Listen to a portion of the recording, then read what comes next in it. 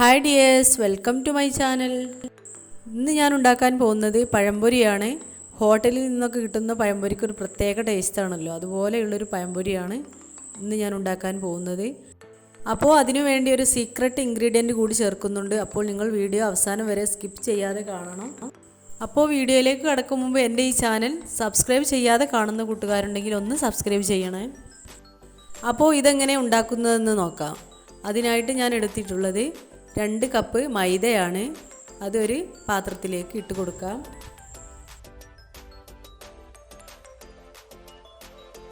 പിന്നെ ഇതിലേക്ക് ചേർത്ത് കൊടുത്തത് 2 ടീസ്പൂൺ അരിപ്പൊടിയാണ്. അരിപ്പൊടി വറുത്തതും വറുക്കാത്തതും എടുക്കാവുന്നതാണ്. പഴംപൊരിക്ക് ഒരു ക്രിസ്പിനെസ് കിട്ടാൻ വേണ്ടിയിട്ടാണ് അത് ചേർത്ത് കൊടുക്കുന്നത്. ഇനി ഇതിലേക്ക് ആവശ്യത്തിന് പഞ്ചസാരയും ചേർത്ത് കൊടുക്കാം.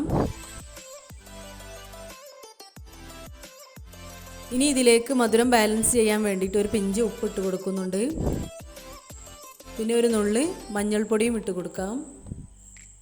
ഒരു ഏലക്ക ചതച്ചതും ഇട്ട് കൊടുക്കാം. ഇനി ഇതിലേക്ക് നേരിയ ചൂടുവെള്ളം ഒഴിച്ച് കൊടുക്കേണ്ടതാണ്. ആവശ്യത്തിന് കുറേശ്ശെ ആയിട്ട് ഒന്ന് ഒഴിച്ച് കൊടുത്തിട്ട് ഒന്ന് മിക്സ് ചെയ്ത് കൊടുക്കേണ്ടതാണ്.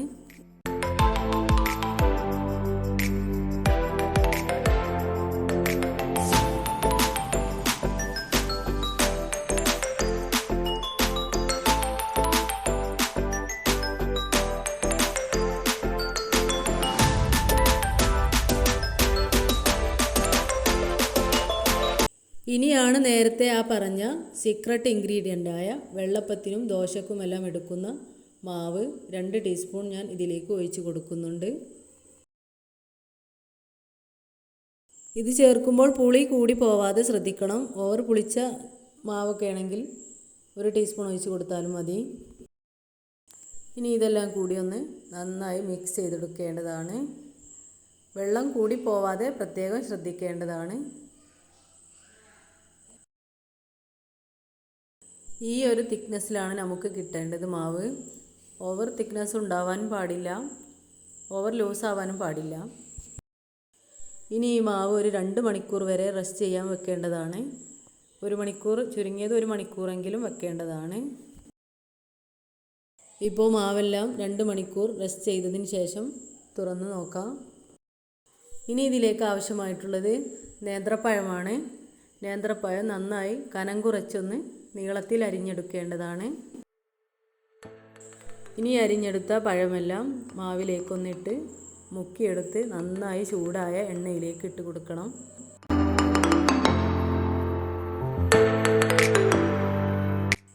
ഇപ്പോൾ വെളിച്ചെണ്ണ എല്ലാം നന്നായി ചൂടായി വന്നിട്ടുണ്ട്. ഇനി ഇതിലേക്ക് ഓരോന്നായിട്ട് ഇട്ട് കൊടുക്കാം.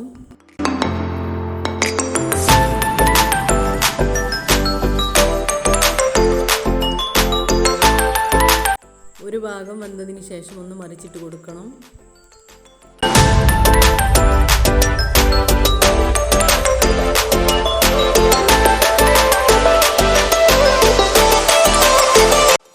ഇപ്പോൾ നമ്മുടെ അടിപൊളി പഴംപൊരി ഇവിടെ റെഡിയായി വന്നിട്ടുണ്ട്.